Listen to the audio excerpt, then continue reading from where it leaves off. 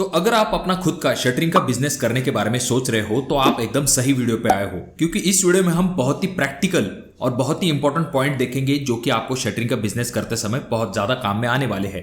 हम इस वीडियो में ये पॉइंट तो जानेंगे कि कितना इन्वेस्टमेंट चाहिए, आप किस तरह से इस बिजनेस को शुरू कर सकते हो, पर सबसे इंपॉर्टेंट चीज ये है कि कुछ ऐसे इंपॉर्टेंट पॉइंट है जो कि आपको बाकी कहीं किसी वीडियो में नहीं मिलेंगे, जहां पर हम ऐसे प्रैक्टिकल पॉइंट्स के बारे में बात करेंगे जिनसे कि आपके पैसे भी बच सकते हैं और जो पैसे आपके बच जाएंगे उन्हें आप डायरेक्टली बिजनेस में इन्वेस्ट कर सकते हो, जिससे कि आपका प्रॉफिट और भी बढ़ सकता है।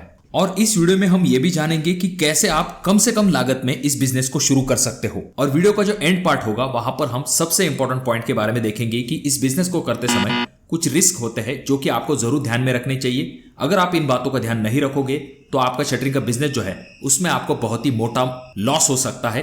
तो इसीलिए इस वीडियो को पूरा जरूर देखें। इस वीडियो में बहुत ही प्रैक्टिकल पॉइंट के साथ मैं बात करने वाला हूं। देखिए दोस्तों, ये जो शटरिंग वर्क का बिजनेस है, फिर चाहे आपका गांव हो या फिर शहर हो, दोनों जगह पर आप इसे आराम के साथ शुरू कर सकते हो। और जैसा कि हम आजकल हमारे आसपास देख रहे हैं, धीरे धीरे करके कंस्ट्रक्शन बढ़ रहा है। इस वजह से शटरिंग का जो बिजनेस है उसकी डिमांड भी अच्छी खासी रहने वाली है। तो सबसे पहला डाउट जो है उसे मैं आपको क्लियर कर देता हूं। बहुत सारे लोगों को यह लगता है कि अगर आपको शटरिंग का बिजनेस करना है तो आपको एक शॉप बनाना पड़ेगा, बहुत बड़ी जो है वो जगह लेनी पड़ेगी और उसके बाद जो है आप अपना बिजनेस शुरू कर पाओगे। तो ऐसा बिल्कुल भी नहीं है। आपके पास जो लोग भी शटरिंग वर्क लेने के लिए आने वाले हैं उनको आपके शॉप से बिल्कुल भी फर्क नहीं पड़ता है, ना तो आपके जगह से। उन्हें जो चाहिए वो है कि आपका जो शटरिंग मटेरियल है उसकी क्वालिटी अच्छी होनी चाहिए। तो इसीलिए शॉप के ऊपर या फिर ज्यादा जगह के ऊपर पैसे खर्च करने से अच्छा है कि आप उतना ही पैसा उस शटरिंग मटेरियल में लगाए जिससे कि आप ज्यादा पैसे कमा सको। और ये जो शटरिंग का बिजनेस है इसमें जितने कॉन्ट्रैक्ट आपके कॉन्ट्रैक्टर लोगों के साथ या फिर इंजीनियर लोगों के साथ होंगे उतना ही आपको ज्यादा बिजनेस मिल सकता है, क्योंकि होता यह है कि यही लोग बार बार जो है मटेरियल को आपके पास से रेंट से लेके जाने वाले हैं। इसी वजह से इन लोगों के साथ आपको कॉन्टैक्ट करना चाहिए जिससे कि आपका बिजनेस धीरे धीरे करके बढ़ सके। अब ये जो शटरिंग रेंट पे देने का बिजनेस है इसमें आप centering plate, jack, beam side, beam bottom, wooden material, बल्ली, स्पैन, शिकंजा, यहां तक कि फट्टे को भी रेंट पे दे सकते हो। अब आगे हम जानेंगे कि इन मटेरियल को आप किस रेट के हिसाब से रेंट पे दे सकते हो। अब पहले तो ये जान लेते हैं कि इस बिजनेस को शुरू करने के लिए आपको कितनी जगह चाहिए और कौन कौन सी चीजों की आवश्यकता होती है। अब इस वीडियो में हम बात करने वाले हैं कि कम से कम लागत में आप किस तरह से इस बिजनेस को शुरू कर सकते हो।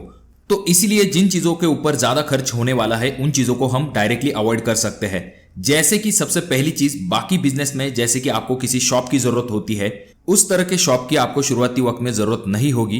पर यह जरूर है कि आपको जो सेंटरिंग प्लेट्स है या फिर आपका जो शटरिंग मटेरियल है उसे स्टोर करने के लिए कोई ना कोई जगह चाहिए होगी जहां पर आप सेफली इस मटेरियल को स्टोर करके रख सको।